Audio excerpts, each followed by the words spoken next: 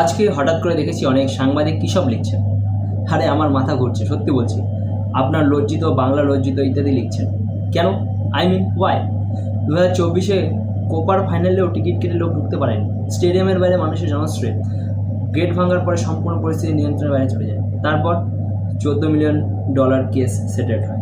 যারা টিকিট থাকার পরেও মাঠে ঢুকতে পারেননি তাদের সর্বোচ্চ $2,000 করে ফেরত, যাতে যাতায়াতের জন্য $300।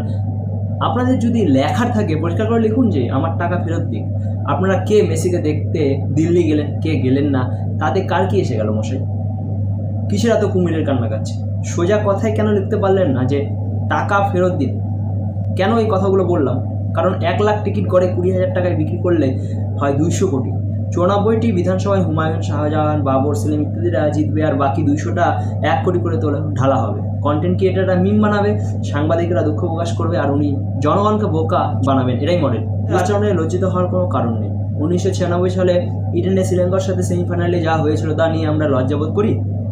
একটুও না, 100 বার গর্ব করা উচিত। যদিও সেটাও ছিল আবেগ, আর গতকালেরটাও আবেগ। তাই দর্শকদের আচরণে সেসব রাজনীতিবিদরা আপনাকে ভুল বোঝালে প্রশ্ন তুললে তাদের মানসিক স্থিতি নিয়ে সাংবাদিকরা প্রশ্ন করলে হয়তো কাজে দেবে। সবচেয়ে শতদ্রু না কাকে যেন গ্রেপ্তার করা হয়েছে বলে খবরে দেখাচ্ছে। এইসব করে কী লাভ?